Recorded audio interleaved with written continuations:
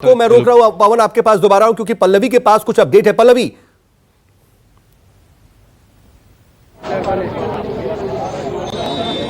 जी जी सीधे मैं तस्वीर आपको दिखा रही हूँ। इस वक्त यहाँ पर आर्मी चीफ एमएम नरवणे यहाँ पर पहुंचे हैं और देखिए तस्वीर सीधे अभी बिल्कुल जनरल बिपिन रावत के घर में उन्होंने एंट्री ली है। जैसा कि मैं लगातार बता रही थी कि यहाँ पर अब आने जाने वालों की जो है हलचल काफ़ी ज़्यादा बढ़ गई है और इस वक्त आर्मी चीफ पहुंचे हैं परिवार वालों से मिलने के लिए। जो भी यहाँ पर रिश्तेदार और परिवार यहाँ पर मौजूद है उनसे मिलने के लिए पहुंचे हैं। काफ़ी लोग भी, घर के लोग भी है, वो धीरे धीरे यहाँ पर पहुँच रहे। तो अब जो है यहाँ पर गहमागहमी काफ़ी ज़्यादा बढ़ गई है और देखिए सब यही कामना कर रहे हैं कि खबर अच्छी आए, लेकिन हादसा जिस तरीके से हुआ है जाहिर तौर पर संकेत कुछ और ही दे रहा है। लेकिन फिलहाल जो तस्वीरें हैं वो सीधे यहाँ से यही हैं कि यहाँ पर अभी फिलहाल आर्मी चीफ पहुंचे हुए हैं। दूसरी तरफ मैं ये भी बार बार कह रही हूँ कि यहाँ पर जो सुरक्षा कर्मी जो उनके यहाँ पर लगातार तैनात रहते हैं उनकी आंखें बहुत कुछ कह रही हैं। हालांकि कई बार होता है कि आंखें आपको सारी कुछ चीजें बता देती है, वो जुबान बन जाती है। वो जुबान इस वक्त उनकी आंखें बन रही हैं, बहुत लोगों की आंखें नम हैं इस वक्त। लेकिन इंतजार है कि पुष्टि किस बात को लेकर होती है। तो जाहिर तौर पर देखिए लगातार हम इस खबर पर बने हुए हैं और लगातार हम यहाँ से अपडेट भी करते रहेंगे कि कौन कौन यहाँ पर पहुंचे हुए हैं। लेकिन इस बात का भी इंतजार रहेगा कि किसी तरीके की अनहोनी वाली खबर यहाँ तक ना पहुंचे। लेकिन साउथ जिस तरीके से खबर है, जिस तरीके से हादसा दिख रहा है और जिस तरीके से 11 लोगों के शव बरामद हुए और आपने भी लगातार कहा कि किस तरीके से आधे किलोमीटर तक जो है बॉडी को लेकर जाया गया या भी जो इंजर्ड थे उनको लेकर जाया गया और ऐसे में बहुत ही कम चांस होते हैं कि बचाया जा सके। हालांकि जब उम्मीद अच्छी रखनी चाहिए और यही उम्मीद सभी लोग रखे हुए हैं, लेकिन जब ये उम्मीद कर भी रहे हैं और देश जो है आशान्वित भी है और कहीं ना कहीं दुआओं का दौर भी हम देख रहे हैं कि हर तरफ हो रहा है। पवन के पास जरा चलता हूं, मैं आपके पास आता हूं पल्लवी दोबारा। पवन, देखिए आप कई अहम सवाल भी बता रहे थे और उसकी जानकारी भी दे रहे थे, टेक्निकलिटीज के बारे में जानकारी दे रहे थे कि ये अत्याधुनिक हेलीकॉप्टर है या नहीं, एडवांस वर्जन है या नहीं।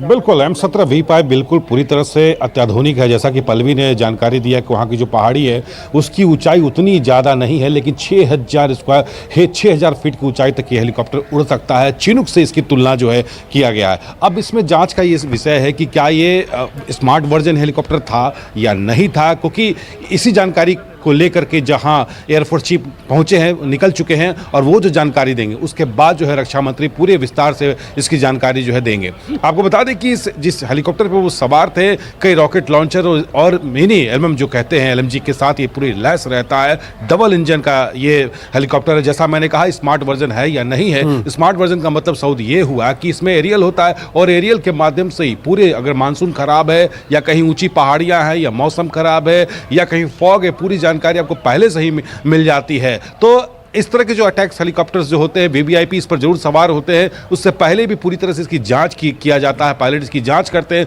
उसके बाद ही किसी VVIP को इस पर बैठने के लिए कहा जाता है। तो कई अहम सवाल हैं और इसी सवाल का जवाब जो है रक्षा मंत्री को देना है कि यह हादसा हुआ है, आखिर कैसे ये हादसा हुआ है और क्यों ये हादसा हुआ है। क्योंकि ये, जैसा मैंने बताया कि पूरी स्मार्ट वर्जन का ये हेलीकॉप्टर है, लेकिन सवाल यही है कि क्या ये स्मार्ट वर्जन का था या नहीं था। साउथ जी बिल्कुल। और देखिए पवन, आप लगातार देखिए डिफेंस को और तमाम जो एम्यूनिशंस हैं उनको कवर करते रहते हैं, उसकी बारीकियों को भी दर्शकों तक पहुंचाते रहते हैं। ऐसे समय में जब CDS का काफिला कहीं जाता है और कुछ प्रोटोकॉल्स भी फॉलो होते हैं, तमाम सिक्योरिटी मेजर्स भी देखे जाते हैं, मौसम का मिजाज भी समझा जाता है, कैसी परिस्थिति में जब कहीं जाना होता है तो क्या क्या चीजें क्रॉस चेक की जाती हैं? बिल्कुल, सबसे अहम जो उसका होता है, जैसे मैंने बताया कि डबल इंजन की बात इसमें कही गई। डबल इंजन का मतलब सबसे अहम यही हो जाता है कि अगर एक इंजन में खराबी होती है तो तत्काल उसका दूसरा इंजन जो है तुरंत काम करने लगता है। सबसे इस बात का अहम इसी से लगा लीजिए कि मुंबई हमला हुआ, सर्जिकल जब स्ट्राइक किया गया भारत की तरफ से, तो इसी हेलीकॉप्टर का जो है इस्तेमाल यहाँ पर किया गया था। 45 मिनट पहले तक जो पायलट, जिसको ये कहा जाता है कि आप ये हेलीकॉप्टर फलाना समय में जो निश्चित होता है आप उड़ाएंगे, 45 मिनट के पहले तक जो है पूरी मेडिकल फिटनेस उसकी की जाती है। उसके बाद जो टेक्निकल स्टाफ जो होते हैं बारीकी से सारे पार्ट्स की इसकी जांच करते हैं। जैसा मैंने बताया कि कई हथियारों से भी ये लैस होते हैं, उस हथियारों की भी जांच की जाती है, कहीं से कहीं वो हथियार कहीं लीक तो नहीं है या पूरी तरह से मुस्तैद तो नहीं है। बिल्कुल, देखिए CDS है और VVIP मूवमेंट के पहले हर तरह के सिक्योरिटी मेजर्स जो है वो चेक किए जाते हैं, उसका एहतियात बरता जाता है, प्रोटोकॉल के तहत ही मूवमेंट होता है। लेकिन उसके बावजूद एक ये बेहद बड़ा और दर्दनाक हादसा हो गया है। नमस्कार, मैं हूं मानक गुप्ता। अगर आपको हमारा ये वीडियो पसंद आया हो तो इसे लाइक और शेयर जरूर करें और हाँ, हमें सब्सक्राइब और फॉलो करना ना भूलें ताकि आप देश और दुनिया की कोई खबर मिस ना करें। तो जुड़े रहिए हमारे साथ और देखते रहिए न्यूज़ 24।